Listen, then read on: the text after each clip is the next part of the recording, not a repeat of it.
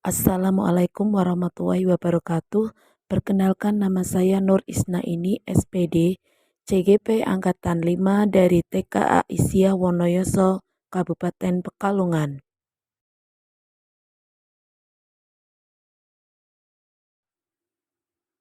Pada video kali ini, saya akan memaparkan aksi nyata saya pada modul 1.4, yaitu budaya positif. Adapun aksi nyata yang saya pilih adalah dengan melakukan pengimbasan tentang modul 1.4 budaya positif pada pengawas TK dan guru TK sekecamatan Buaran Kabupaten Pekalongan.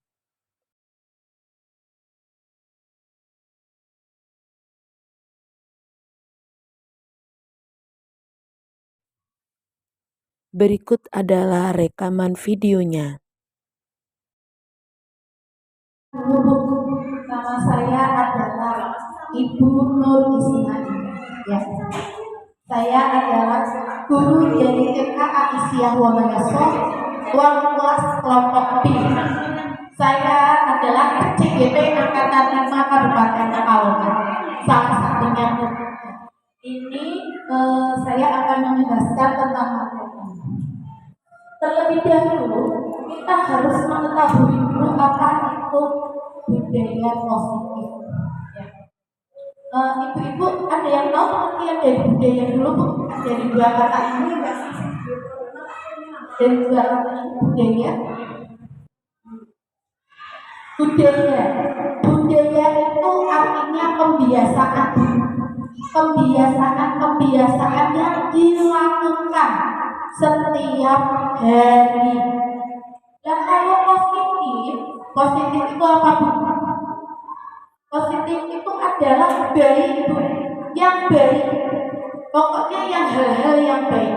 Jika digabung, budaya positif itu adalah kebiasaan yang baik yang dilakukan di lingkungan sekolah dan di lingkungan rumah. Siapa yang melakukan? Yang melakukan adalah kita semua, termasuk peserta didik. Nah, di dalam modul ini kita akan mempelajari tentang budaya positif yang ada di lingkungan kelas dan lingkungan sekolah. Apa yang menjadi latar belakang budaya positif? Yang menjadi latar budaya positif, suasana positif sangat mendukung dalam menciptakan pembelajaran yang kondusif. Dengan suasana positif, murid dan guru akan menemukan kondisi pembelajaran yang menyenangkan sehingga proses pembelajaran berjalan tanpa adanya suatu kebutuhan yang positif dan menggerakkan moral yang positif bagi murid, sehingga karakter murid tidak hanya terbentuk dari akademik saja, tetapi juga dari lingkungan yang ada. Nah, ini Bu Titin, ini dari ini latar belakang ini, gimana sih Bu cara kita itu biar kondusif itu bagaimana? Menciptakan lingkungan yang kondusif itu bagaimana? Yaitu dengan cara kita melakukan hal-hal yang baik, yang menyenangkan untuk anak. Kalau punya anak udah gak enak banget, berarti pembelajaran kita tidak berhasil. Berarti kita sebagai guru harus melakukan budaya positif atau kebiasaan yang baik. Nah, terus apa sih definisi yang sebenarnya dari budaya positif? Budaya positif itu adalah nilai-nilai keyakinan dan kebiasaan-kebiasaan di sekolah yang berpihak pada murid agar murid dapat berkembang menjadi pribadi kritis, penuh hormat dan bertanggung jawab. Maksudnya di sini adalah setiap murid itu memiliki tanggung jawab. Dia sebagai pelajar itu bisa diterapkan di PAUD. Misalnya apa? Contoh pembelajaran membuang sampah. Itu dia harus bertanggung jawab, sampah harus saya buang pada tempatnya. Ada lagi Bu, mereka main mereka melakukan sentra main atau area main, pasti mereka memiliki tanggung jawab, yaitu mengembalikan mainannya ke tempat semula. Benar ya Ibu? Benar. Itu juga yang dimaksud sama budaya positif, yaitu pembiasaan yang baik. Kemudian, dari budaya positif ini kita juga harus memiliki disiplin positif. Ya, disiplin positif itu apa Bu? Contohnya, anak berangkat jam 7. Disiplin ya Bu? Disiplin. Nanti itu bisa mengenal pada anak. Saya harus berangkat jam 7. Soalnya Bu Ani pasti sudah di sekolah dan saya harus ngaji tiroati. Jam 7:15 saya sudah harus 6 pagi di halaman sekolah. Itu yang namanya disiplin positif, yaitu suatu cara penerapan disiplin tanpa kekerasan dan ancaman yang dalam praktiknya melibatkan komunikasi tentang perilaku. Jadi di sini anak itu melakukan dengan sukarela, tidak ada paksaan, ya, tidak boleh pemaksaan, tidak boleh pengancam. Ya, misalkan Bu, anak tidak berdoa, kita ancam, kamu tidak berdoa ya, kamu tidak dapat ini loh, kamu makan siang tidak dapat, itu tidak boleh.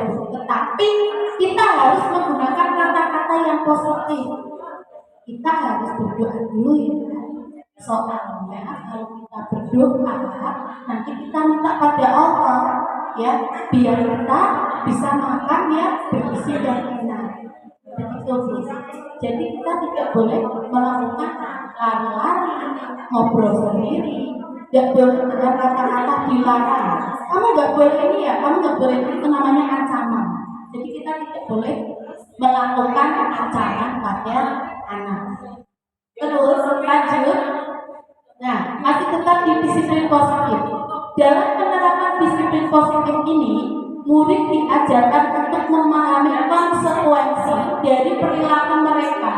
Selain itu, disiplin positif juga mengajarkan murid bertanggung jawab serta rasa hormat dalam berinteraksi dengan lingkungannya. Contohnya rasa hormat apa Bu? Sesama teman Bu. Ya kita cuci tangannya itu yang terakhir, ya kita terakhir. Kita melakukan disiplin. Kita harus menghargai teman kita yang dulu. Itu juga melakukan budaya positif Bu, termasuknya. Kemudian, nah, jadi bisa disimpulkan bahwa disiplin positif itu adalah salah satu cara penerapan disiplin yang bertujuan untuk menumbuhkan kesadaran serta memberdayakan murid untuk melakukan sesuatu tanpa ancaman atau hukuman. Ada nggak ibu-ibu di sini yang masih melakukan ancaman atau hukuman pada anak? Kamu nanti nggak cuci tangan ya? Udah kamu nggak usah ini kita kasih bekal. Kamu kan tidak merapikan mainan ya? Itu merupakan ancaman. Itu kalimat-kalimat negatif yang tidak boleh dilakukan oleh pendidik. Tetapi kita bagaimana caranya untuk meraih mereka? Caranya dengan kata-kata yang positif. Tapi mainannya siapa yang sudah merapikan? Nanti anak itu akan tersinggung sendiri dan ketika saya tadi tidak merapikan mainannya, dia pergi untuk merapikan mainannya. Seperti itu. Jadi kita memberikan kata-kata yang positif. Nah, jadi disiplin positif itu adalah termasuk melahirkan nilai-nilai kebajikan di dalam diri manusia. Nilai-nilai kebajikannya apa lagi? Yaitu nilai-nilai yang ada di 3P, ya. Profil pelajar Pancasila. Kalau kemarin yang ikut pelatihan sama di KM, ini sudah biasa ya adanya ini ya. Ya, PTM itu pelajar profil Pancasila, ini sudah biasa. Nah, yang pertama adalah beriman bertakwa kepada Tuhan Yang Maha Esa dan berakhlak mulia.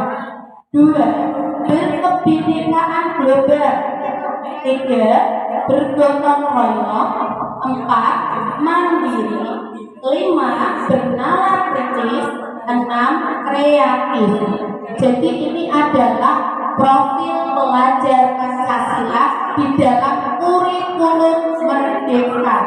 Ya, kita harus mengaitkan ini dalam pembelajaran kita sehari-hari ya Bu ya. Anak dia berpikir kritis, anak dia bisa mandiri, anak dia bisa bergotong royong, berkebinekaan global dan ada nilai-nilai ketakwaan kepada Tuhan yang besar. Kemudian, untuk melahirkan budaya positif Bu, biasanya ada anak-anak kalau dinasihati gurunya itu nggak mau ya Bu ya, mesti membangkang. Aku nggak mau Bu, aku mau lari-lari sendiri, apa-apa sendiri. Sekarang kita sudah punya triknya Bu, yaitu kita membangun kesepakatan kelas. Ya. Kesepakatan kelas ini kita gunakan untuk apa? Manfaatnya untuk apa? Kita kalau sudah disepakati, ini adalah suatu yang dibentuk oleh guru dan murid. Tidak hanya guru saja ini yang melakukan kebaikan-kebaikan yang positif di dalam kelas, tetapi juga anaknya. Caranya bagaimana? Caranya adalah kita membuat perizinan seperti ini Bu. Kemudian kita menanyakan pada anak, kita membuat kesepakatan ya, biar kelas kita jadi nyaman, menyenangkan, biar ada profil pelajar Pancasilanya. Nanti anak-anak akan muncul, apa ya yang harus kita lakukan di kelas ya? Dapat tepat waktu Bu. Nah, tempel. Ini adalah simbol jam. Anak-anak yang nempel, serah. Kemudian apalagi yang itu? Selalu saling menolong Bu. Apabila temannya ada yang butuh pertolongan. Nah, ini nanti ditambah sama. Semuanya ini adalah hasil kesepakatan dari anak-anak dan guru. Setelah adanya kesepakatan kelas ini, maka akan muncullah keyakinan kelas. Keyakinan kelas itu adalah segala sesuatu yang sudah diyakini, disepakati oleh semua warga kelas. Siapa warga kelas? Guru dan murid. Jadi tidak hanya guru saja atau murid saja yang harus patuh, ya. Ini harus semuanya. Sini. Jadi nanti akan timbul rasa hormat, ya, rasa bekerja sama, dan rasa diterima dan dimiliki. Ini. Nanti ada perubahan ya Bu di lembaganya Panjenengan. Ya, kita membuat kesepakatan kelas tadi ya, yang ini. Ya, biar murid-murid itu akan mengenal dan yakin. Kayaknya kalau melakukan suatu kesalahan, nah nanti mereka bisa introspeksi diri dari ini kesepakatan kelas ini. Ditempel di masing-masing kelas. Kemudian, nah jadi keyakinan kelas itu merupakan 5 kebutuhan dasar manusia. Apalagi Bu, 5 kebutuhan manusia itu. Yang pertama adalah survival. Survival itu adalah kebutuhan untuk bertahan hidup. Contohnya apa? Anak-anak habis melakukan kegiatan ini Bu, capek ya. Bu, aku capek Bu, aku mau istirahat. Itu yang dimaksud dengan survival Bu. Mereka ingin bertahan hidup, memiliki keinginan untuk survival. Kemudian yang nomor 2 yaitu love and belonging, cinta dan kasih sayang. Contohnya apa Bu? Anak melakukan suatu kegiatan dengan anak lain, misalnya di sentra balok atau di area balok. Kemudian anak itu akan bilang sama temennya, Rizka, ini punyaku loh, aku hari ini bikin masjid. Dia itu merasa apa? Diperhatikan, dicintai oleh temannya. Itu yang dilakukan oleh anak, itu termasuk kebutuhan dasar. Kemudian yang nomor 3 adalah kebebasan atau freedom. Contohnya apa? Anak bisa bermain bebas tanpa adanya paksaan dari guru. Misalkan, Bu, aku nggak mau main di sana Bu, aku main-mainnya ini.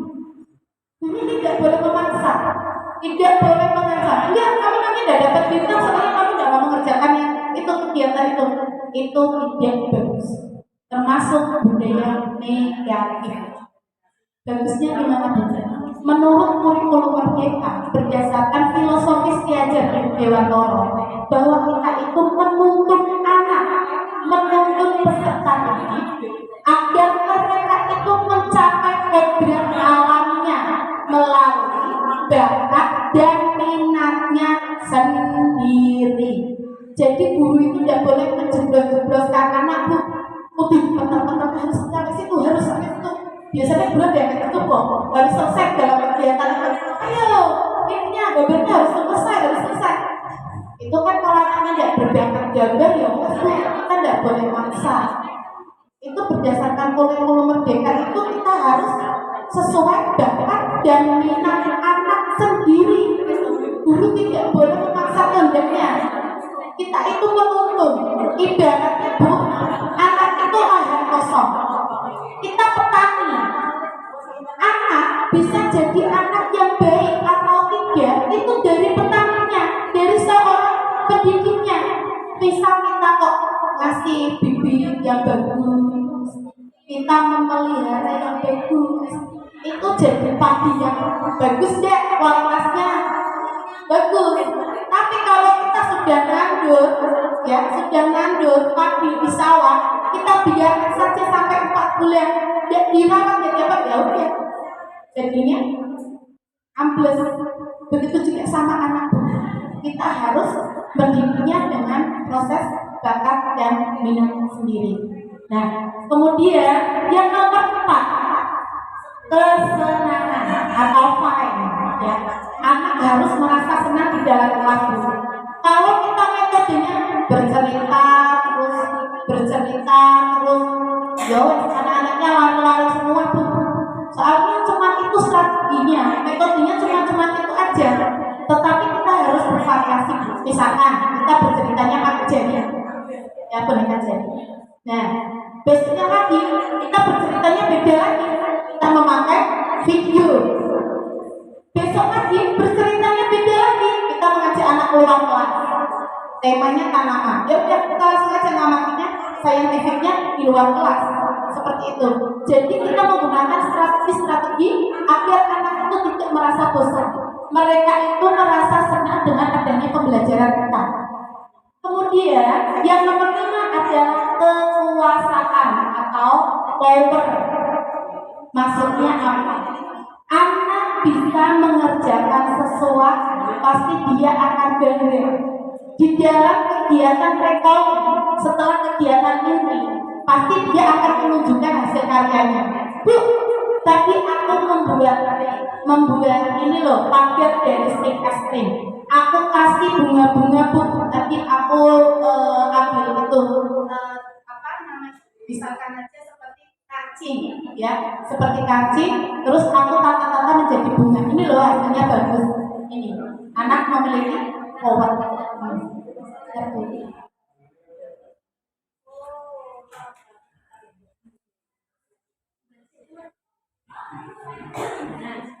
Kemudian, kita sebagai pendidik memiliki fungsi kontrol. Mungkin ibu-ibu baru tahu ya, ternyata pendidik itu ada posisi kontrolnya. Kita itu ada di yang sebelah mana sih? Apa yang kita lakukan itu sebagai penghukum?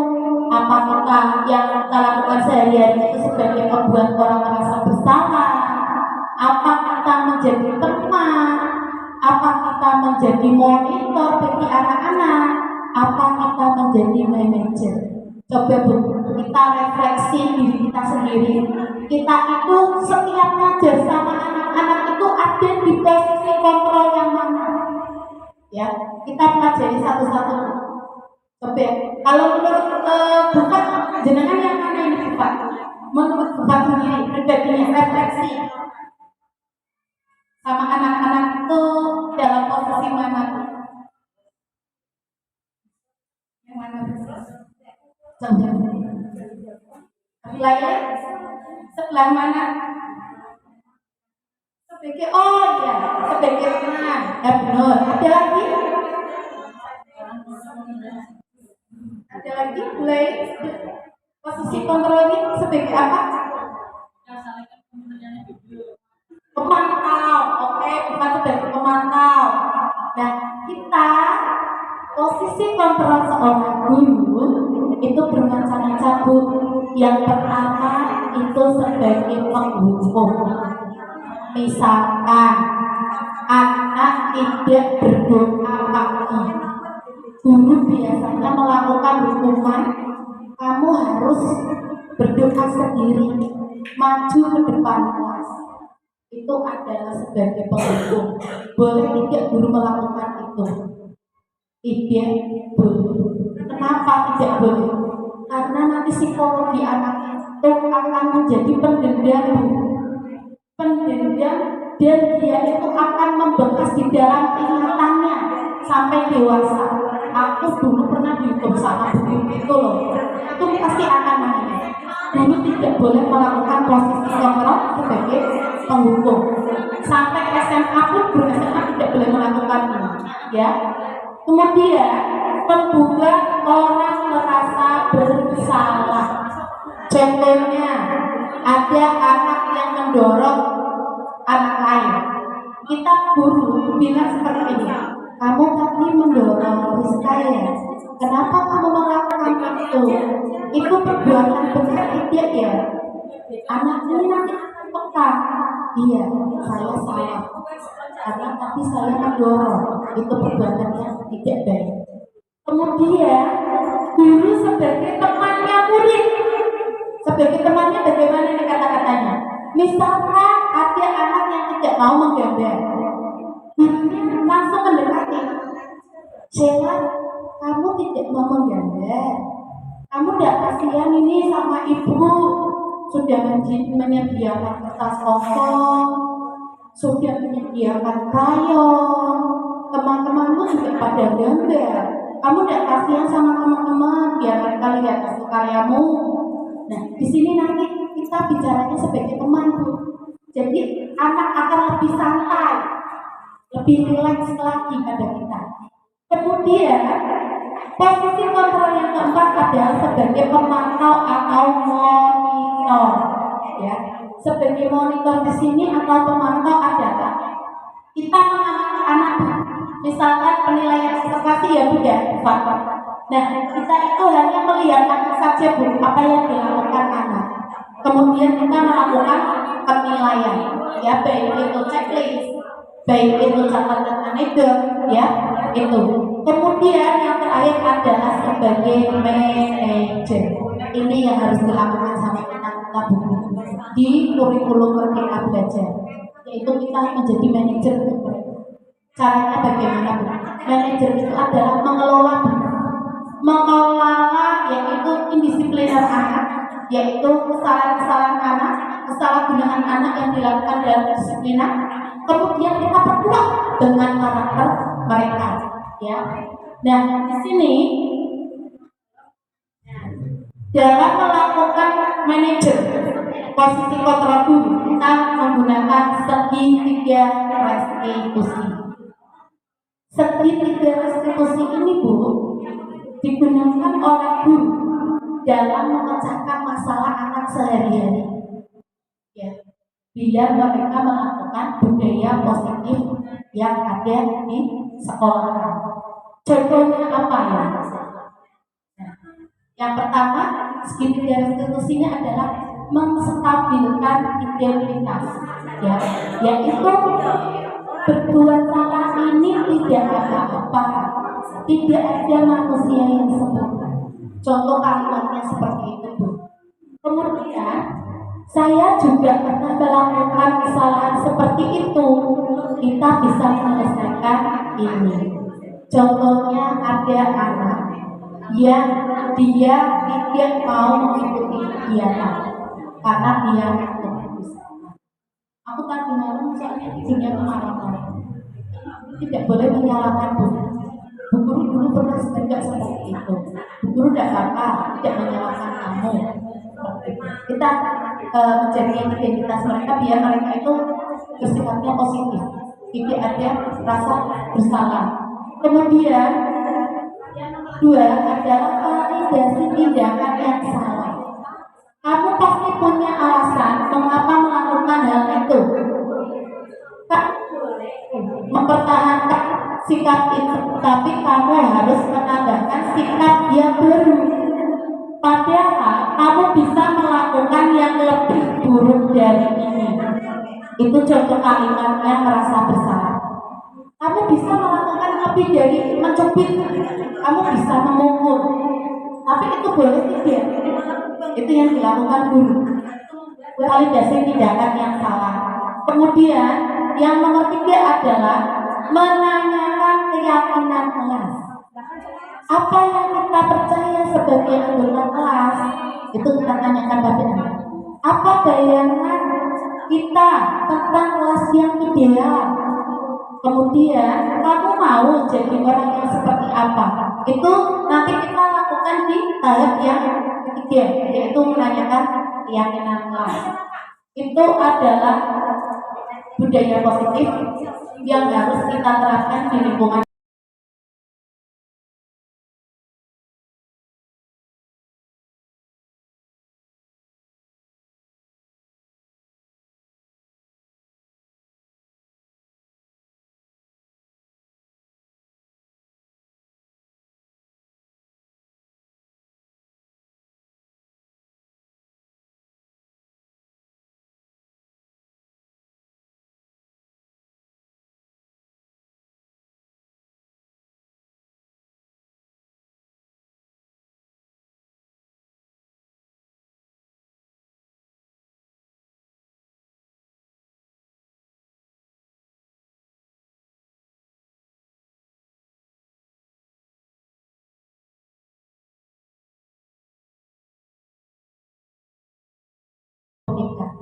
Silakan untuk ibu-ibu dari Kecamatan Barang yang ingin bertanya perihal tentang modul budaya positif.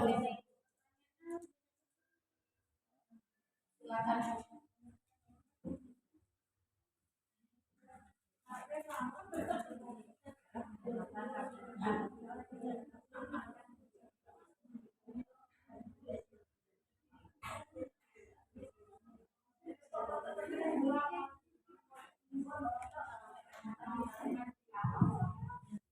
Assalamualaikum warahmatullahi wabarakatuh. Nama saya Fania. Saya mau bertanya, bagaimana contoh kasus yang memakai restitusi?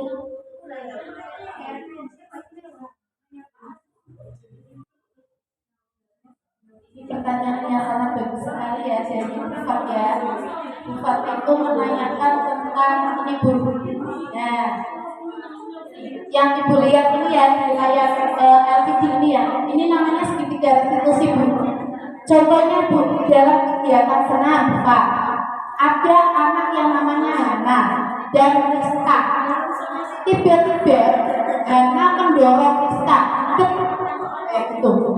Nah, dari situ guru melakukan tindakan tidak hanya mencatatnya saja di catatan itu Bu, tetapi bagaimana cara memecahkan kasusnya sampai si Rizka itu menangis karena didorong Hana. Kita waktu istirahat atau setelah pulang sekolah kita berbicara secara langsung pada si Hana.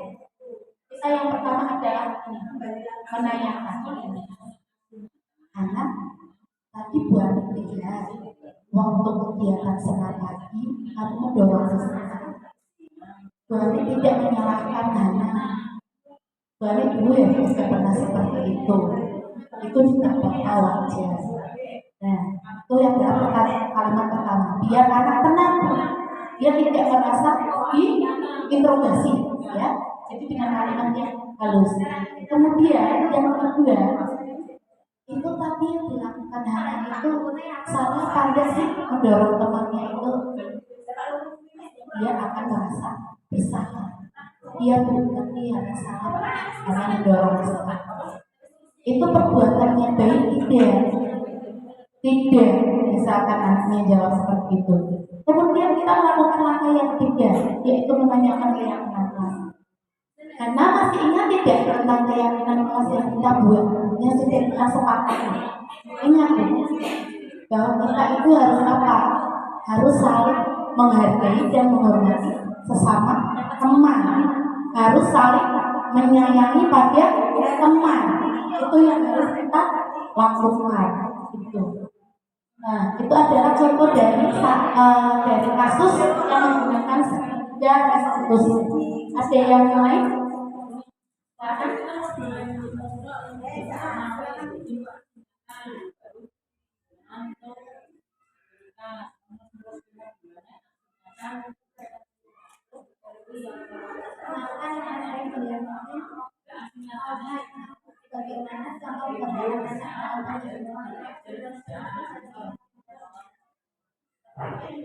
Ini ada yang bertanya tentang ini Bu.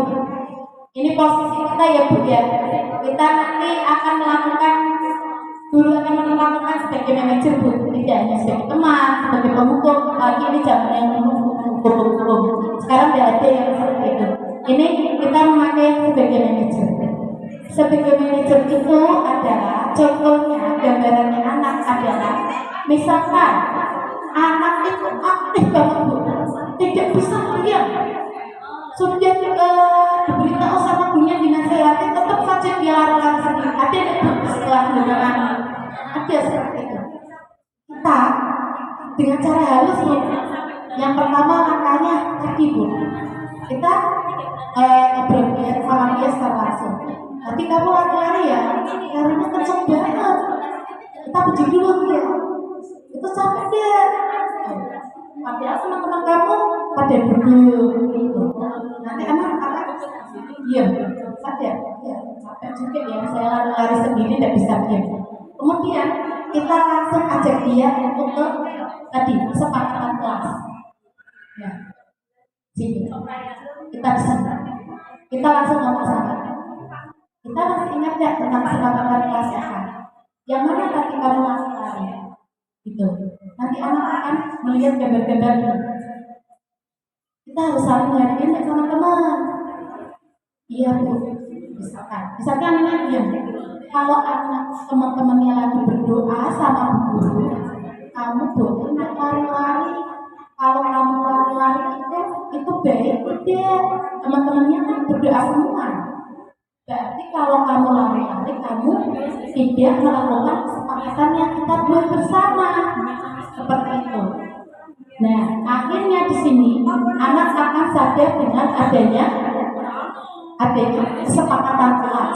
Dan kita memberikan penguatan karakter di sini di posisi kontrol sebagai guru. Ya, ada lagi yang lain? Enggak?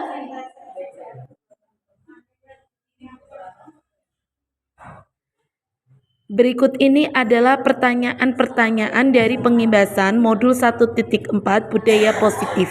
Pertanyaan yang pertama dari Ibu Fathiatur Rizkilah, yaitu contoh kasus yang dapat diselesaikan dengan segitiga restitusi. Pertanyaan kedua dari Ibu Julian Titin Purwati, yaitu contoh gambaran anak dalam posisi control manager. Selama 2 jam duduk terus katanya Bu, kita melakukan briefing dia di setiap kelas setiap pagi sebelum anak-anak melakukan kegiatan. Pertanyaan yang ketiga dari Ibu Isnul Khotimah, yaitu bagaimana cara agar anak merasa senang dengan pembelajaran kita. Melakukan briefing di dalam kelas. Misalkan saja seperti ini Bu, anak dia menyenangkan dan fokus bahagia dengan kegiatan-kegiatan yang kita lakukan. Kita memberikan media persepsi yang berbeda-beda setiap hari. Kita melakukan metode yang berbeda-beda setiap hari. Sekaligus media yang akan digunakan anak dalam bermain itu bervariasi. Contoh Bu, misalkan Bu, anak dalam kegiatan menggambar, misalkan tanaman. Biasanya kita itu pakainya cuma pensil ya Bu ya. Pensil, krayon, bos itu monoton aja ya. Tetapi di dalam kurikulum merdeka kita harus memberikan variasi media pembelajaran. Misalkan dengan lompat, kita mengajarkan anak dalam menggambar itu tidak harus pakai pensil sama krayon saja, Bu. Kita bisa menggunakan arang. Ya, kita sediakan di meja itu ada arang, ada pensil, ada krayon, ada lukis, ya, kuas. Kemudian yang satunya lagi adalah apa, Bu? Yang satunya lagi sikat gigi. Kita bisa menggunakan itu. Jadi biar anak itu tidak bosan gambarnya pakai pensil terus, gambarnya pakai krayon terus, ya. Tapi dia bisa milih. Aku mau pakai arang. Begitu juga dalam kegiatan membentuk. Misalkan ada kegiatan membentuk dengan media. Biasanya kan anak membentuk gelas dengan plastisin. Itu sudah tidak ada di kurikulum Merdeka. Adanya anak membentuk benda dengan berbagai media. Di situ kita menyediakan plastisin, meja, ada tanah liat, ada playdoh dan sebagainya. Biar anak itu berkreasi sendiri, milih sendiri dia mau menggunakan media apa, ya. Itulah contoh dari kegiatan yang menyenangkan dan yang membahagiakan untuk anak. Yang penting adalah anak itu merasa bahagia dengan pembelajaran yang kita lakukan. Dan yang terakhir adalah kita sebagai pendidik itu harus memberikan recalling. Anak sudah melakukan kegiatan ini, kita melakukan recalling, menanyakan perasaan mereka dengan simbol. Kamu tadi gimana perasaanmu? Dia akan ngambil sebuah emoji wajah, misalkan cewek atau senyum, ditempel tuh bukunya. Kenapa kamu tadi kok cenderung kasih simbolnya? Bulan tanya. Soalnya tadi punya saya dicoret tuh sama si Ahmad. Misalnya ada yang emosinya itu nanti mereka taruh di bukunya. Kita tanyakan gitu. Misalkan tadi ada yang lagi, ada yang kasih simbol itu. Kenapa tadi kamu? Soalnya tadi saya membuat itu terus si Abi itu bikin lucu, Bu.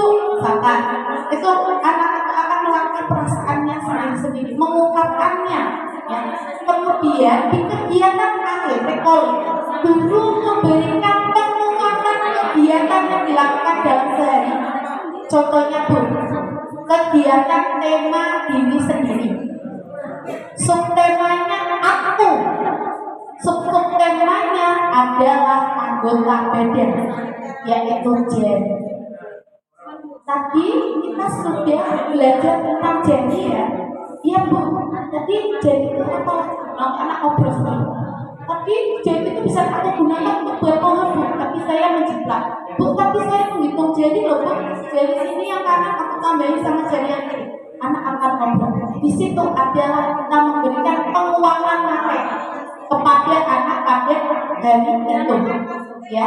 Jadi anak itu biar ada kesimpulannya. Aku hari ini melakukan apa. Nanti sampai rumah dia pasti bertanya sama orang tuanya. Adik-adik belajar apa ya di sekolah seperti itu. Anak akan berkata, aku ini Bu, aku ini. Tapi aku masih emosinya ini Bu. Soalnya tadi punya aku dicoret. Ya. Ada lagi yang mau tanya? Silakan. Kalau tidak ada, saya simpulkan untuk penjelasan dari modul 1.4 tentang budaya positif itu. Kita sebagai pendidik adalah kita itu memberikan aset pada anak, menciptakan generasi anak untuk berakhlak karimah, berpikiran global dan mandiri. Nah, di sini kita itu harus melakukan budaya positif baik di lingkungan kelas, sekolah maupun di rumah. Nanti anak akan terbiasa. Contohnya ada anak satu murid saya.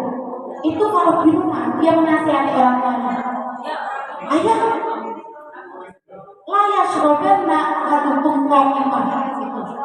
Langsung ayah bilang, bingung. Ternyata janganlah kamu makan dan minum sambil berdiri.